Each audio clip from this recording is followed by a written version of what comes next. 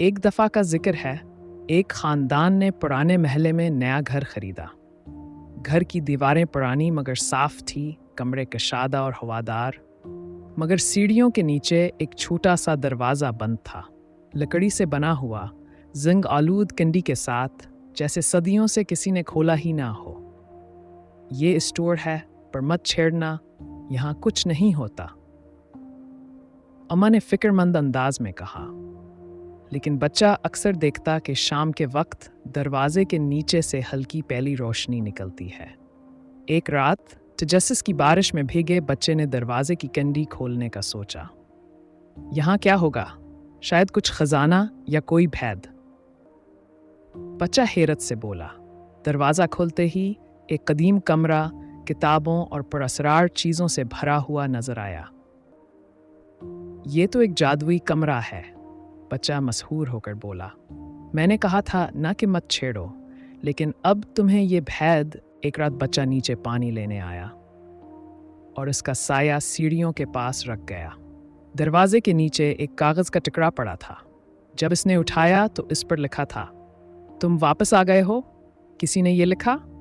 कैसे?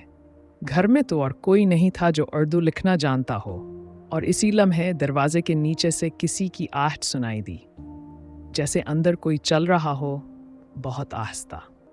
बच्चे ने अपने इर्द गिर्द देखा, दिल की धड़कन तेज हो रही थी।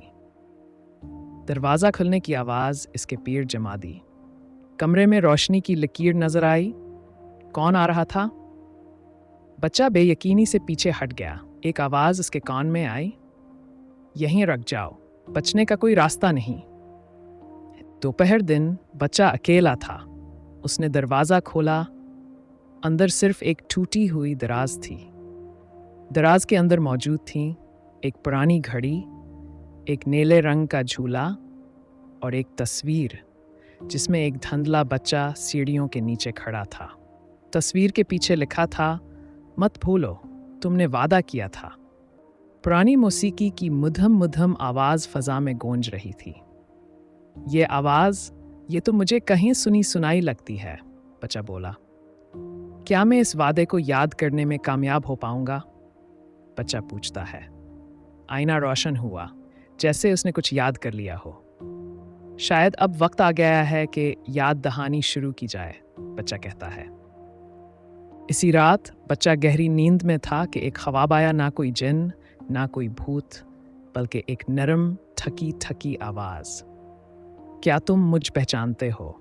मैं वही हूँ जिसके साथ तुम छुपते खेलते थे, जो तुमसे आखिरी बार कहा था मैं बाद में छुपूंगा, मगर तुम वापस ना आए।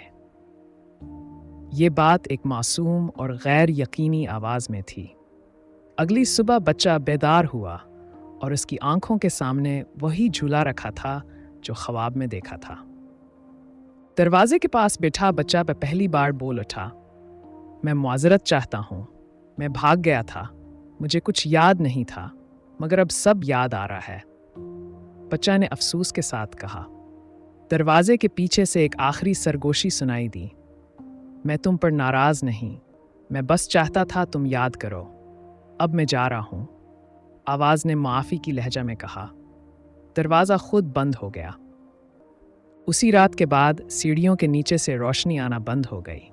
आवाज़ें, कागज़, तस्वीर सब गायब हो गए। लेकिन एक बात बाकी रह गई। बच्चे के दिल में एक मुकम्मल याद, एक मुकम्मल वादा और एक मुकम्मल सुकून।